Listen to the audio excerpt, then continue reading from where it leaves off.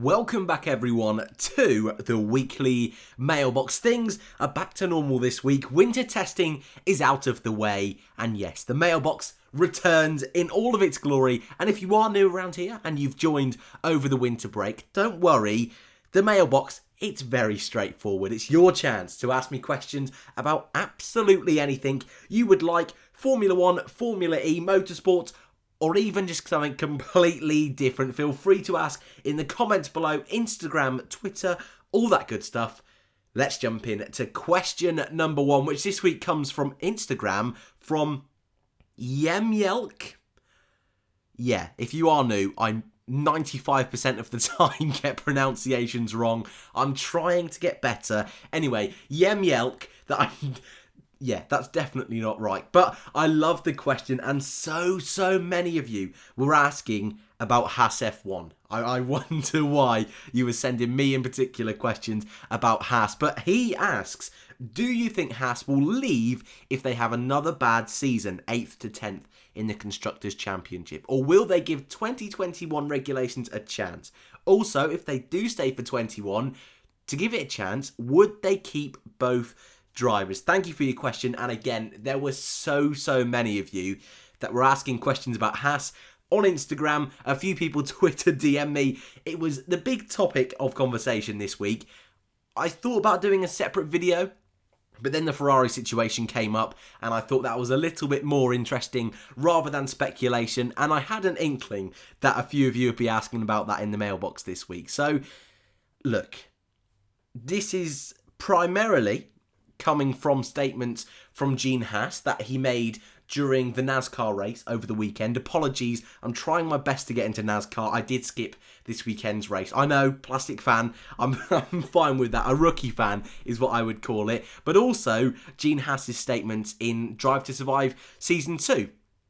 I haven't given my thoughts on Drive to Survive Season 2 just yet, and I'm not going to do a review. I didn't last year, and I'm very aware it is what it is. It's a bit of fun, it's not too serious, it over-dramatises everything, which I kind of love, but take everything with a pinch of salt. And yes, I've used that phrase so much over the last few weeks, and I'm going to just slowly sprinkle it out, if you pardon the pun, over the next few weekends, blimey. Anyway, do I think they're going to leave? Not yet. And Gene Haas, his main rationale behind whether staying in Formula 1 or not is financial, which totally makes sense. Yes, he is a racer at heart. I mean, he's been in NASCAR for so many years now. He's got his own, I was going to say robotics company. I think it's robotics. It's some kind of electrical company. Anyway, so when it comes down to it, money is a huge factor, and it makes no sense, with a business head on this makes no sense to come into Formula 1, to race around at the back and lose money. I totally get that. But they've only really had one bad season. Considering they came into Formula 1 in 2016, when in that time period there's been no other real new teams. Yes, we've had a few name changes and a few, I suppose, teams. Do you count Racing Point as a new team? Not really. It's still Force India at heart. They were the last real brand new team built from the ground up. New factory. So it's hard to compare them with any other teams. But what they've been able to achieve in such a short amount of time, in my opinion anyway, has been borderline incredible. And I feel they've been a little bit unlucky to not get any podiums so far. Last year, the car wasn't great, but they were definitely the kind of team that you would have expected to take a bit of a gamble on strategy, and in Germany especially, with the wet weather, maybe get a podium. And in Brazil, Grosjean was at the front of that midfield until his car broke down at the end, and would have been, I don't think he would have held on to a podium, but definitely would have been in contention, right with Carlos Sainz and Pierre Gasly. Again, there's going to be more Grosjean questions later today, so I'll try and save my thoughts on Roman for a little bit later on. But if you see what I mean, I don't think, even though last year points weren't great, P9 isn't ideal, there were definitely times last year they could have scored more points, and that was their worst season.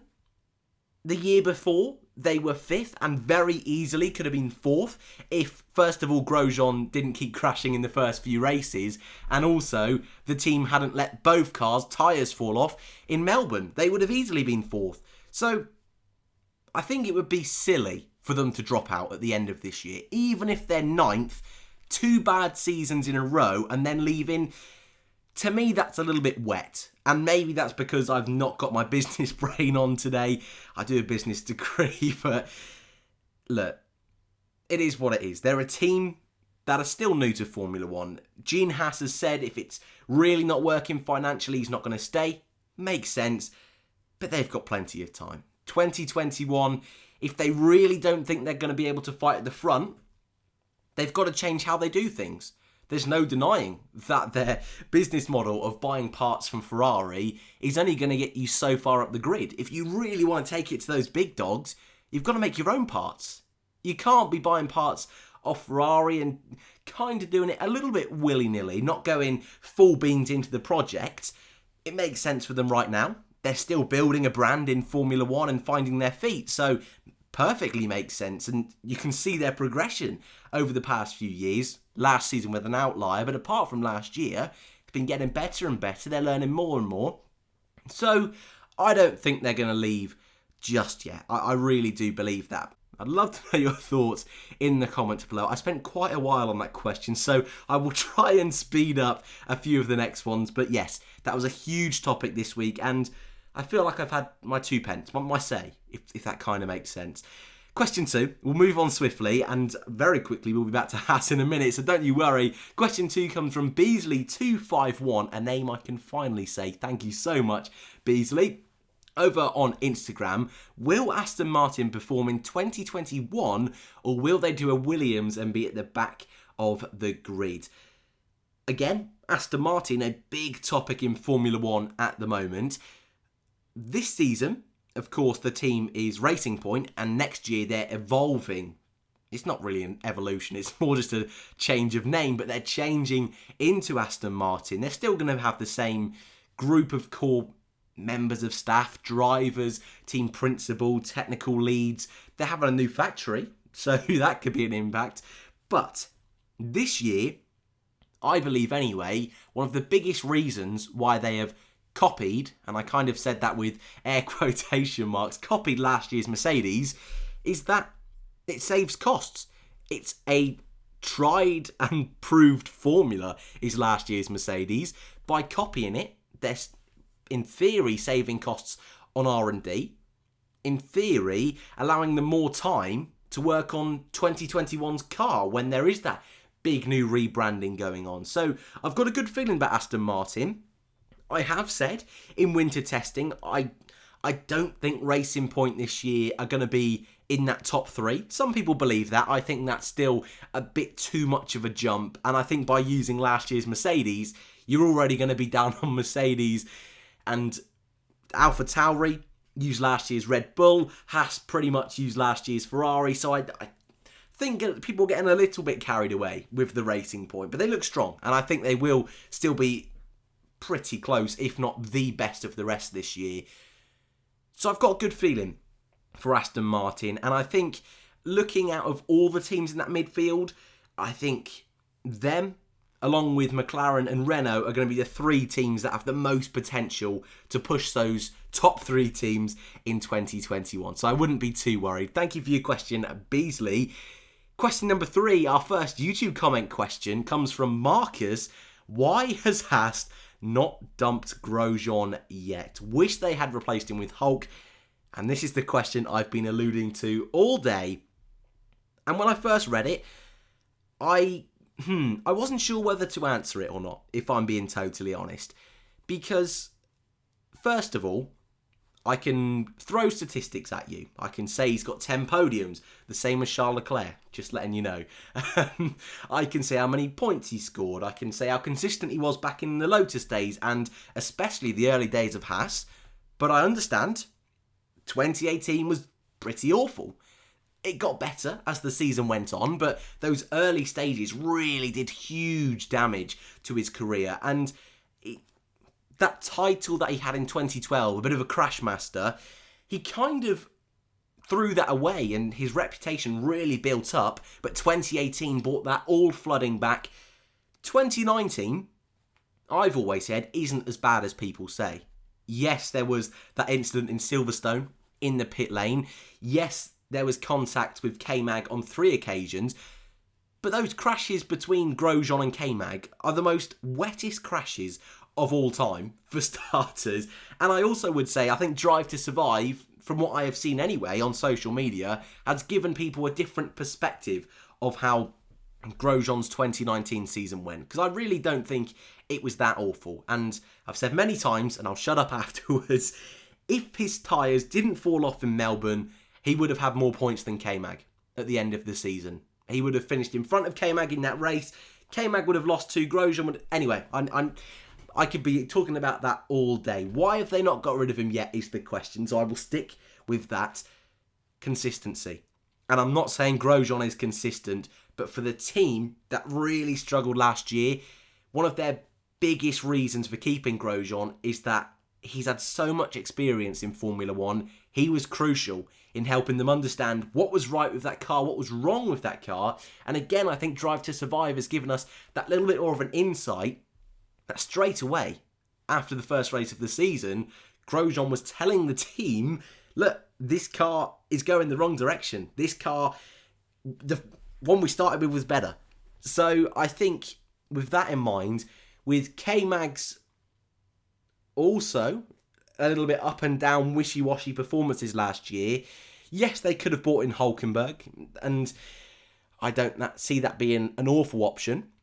But then if we link this back to our first question, if Gene Haas is really considering leaving and he's going to analyse the end of this year, do they want to bring in a Hülkenberg on a multi-year deal for then the team to leave? That would be a little bit awkward legally.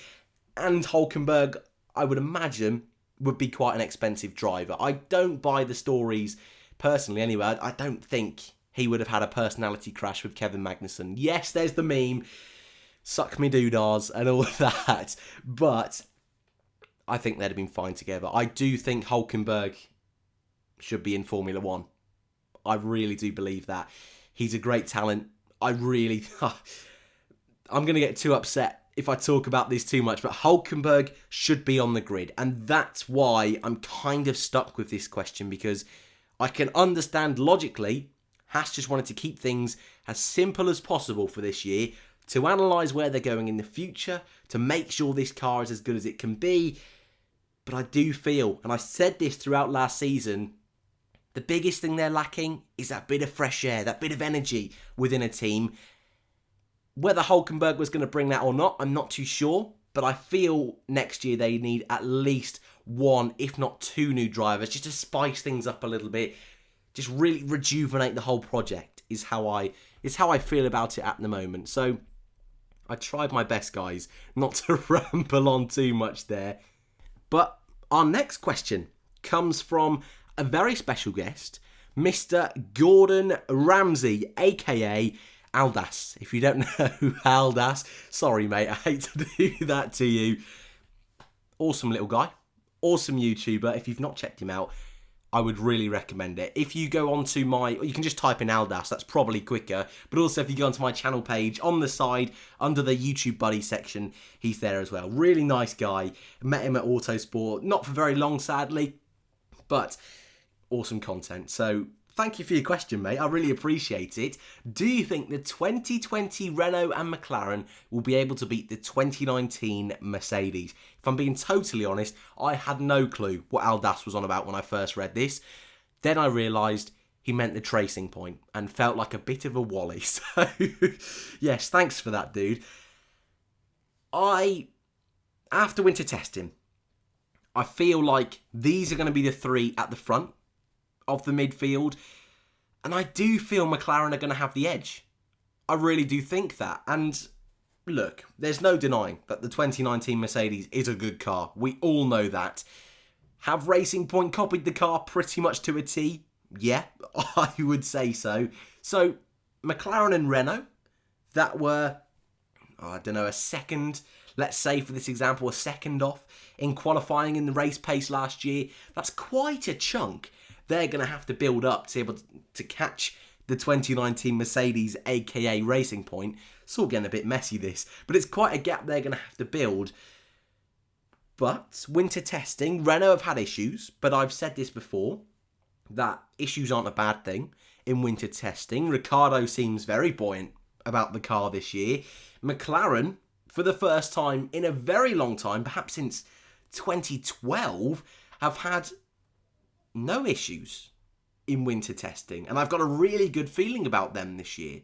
So it depends kind of how you're asking this question. On pure pace, maybe the Racing Point will edge them out. But I think the driver pairing at Renault and McLaren are stronger than that at Racing Point. So I think by the end of the year, Renault and McLaren will both be ahead. But I think across the season, each time we go to a race, it'll be one of these three teams at the front of that midfield. And yeah, perhaps Racing Point will be the one more often at the front, but I think McLaren and Renault over a whole season will gather more points, if that kind of makes sense. But I think all three of these teams are going to be those ones fighting for those podium places if there's crashes at the front. So yeah, good feeling about all of them. And I've said this before, I'm trying to not babble on too much today. I think law of diminishing returns, these cars should be quicker, in theory, to the front three this year. So only time will tell, as always.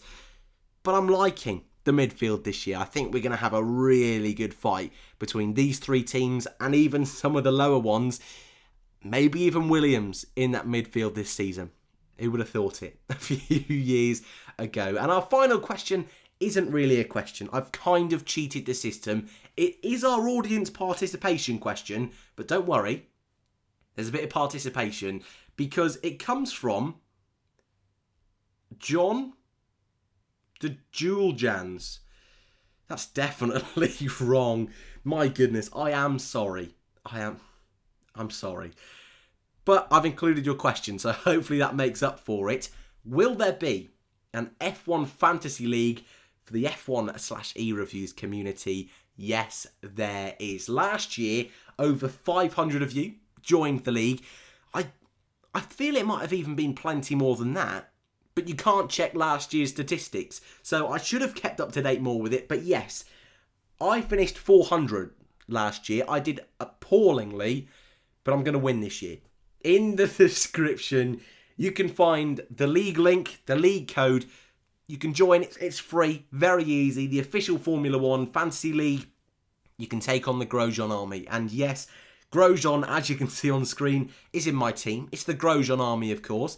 But I've got a much better feeling this year than I did last year. And what I will try and do, I might do it in race reviews or the content after the weekend, or even in mailboxes. I'll try and keep up to date a little bit more than I did last year. I think I probably did the first half of the season, keeping up to date with it, and then I kind of petered out at the end of the year. So my pledge is to keep up to date with it. So if you think you can take on the Grosjean army, feel free to join the league down below. But that's it. That's your lot for this week's weekly mailbox. So, as always, if you want to ask a question for next week, Twitter, Instagram, down in the comments, you know the drill by now. If you're new around here and you enjoy, if you stumbled across this video and this is the first one you've ever come across on my channel, I apologise. It's a little bit more laid back here than it is on some of the other channels. So if it's your cup of tea, awesome. Subscribe button is down below. Welcome to the team. But if you're one of the OGs, thank you as always for watching, and I hope to see you all in the next one.